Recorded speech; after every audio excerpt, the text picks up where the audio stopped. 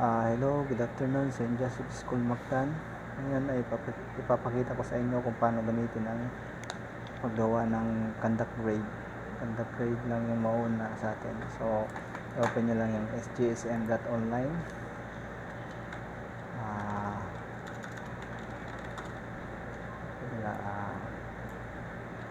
sgsm.online sa inyong browser.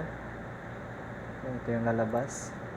Then username, ilagay nyo lang yung email ad nyo. Yung mga bago, ilalagay nyo lang yung ID number at sgsm.online.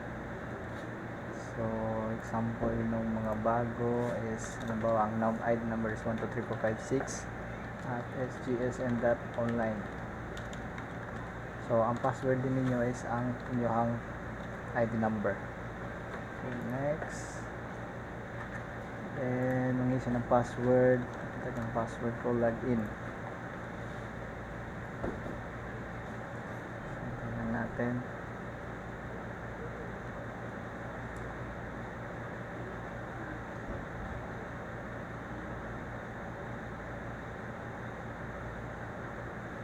Okay.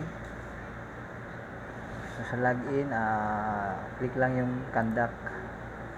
Sa conduct, ito yung dashboard ng conduct. So lahat ng nagawa nyo na grading, first grading, second grading, third grading hanggang sa fourth grading, dito siya malista. Nakalista, pero pwede nyo siya sort by grading. So pag click nyo ng first grading, nagawa ko na kasi yung first grading ko.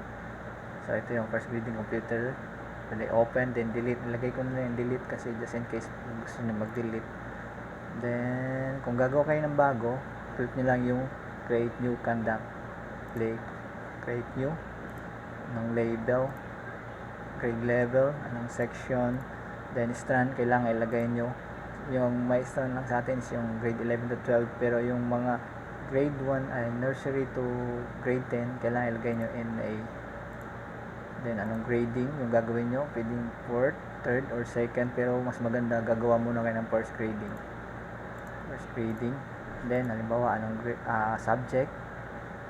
So sa subject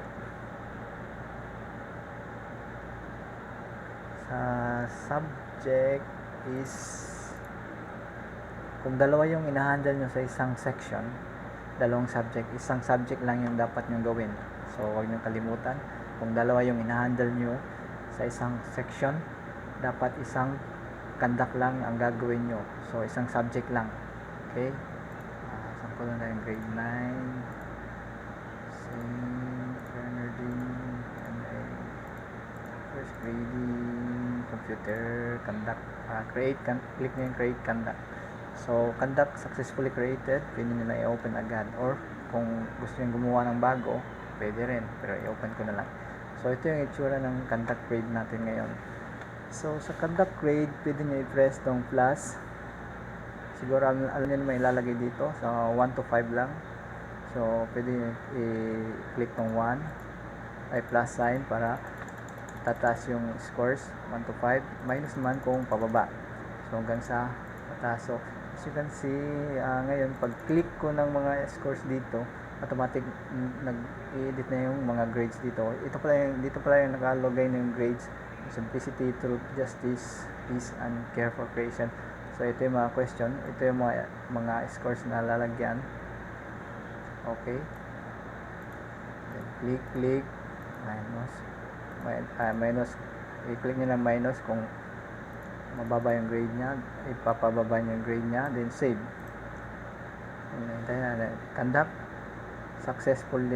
Conduct grade successfully saved, yung sasabihin nya. So itong conduct na to is nakasave na, ito na yung grade nya sa taas. Okay, then next, ito yung next.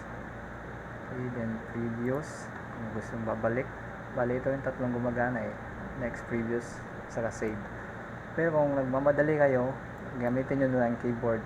Click nyo dito, halimbawa A5, so ilagay nyo score 5, enter 5, enter 5, enter 5, enter, o ganyan lang, keyboard na lang para mas mabilis.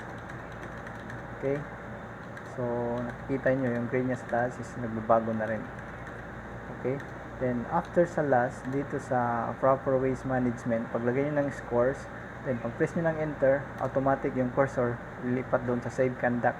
I-press nyo ulit ng enter, si-save na yung conduct. Then, automatic, pag save ng conduct, lilipat siya doon sa next na button. So, i-press nyo rin ulit yung enter, lilipat na siya sa panibagong student. Then, mag-i-score naman kayo, enter.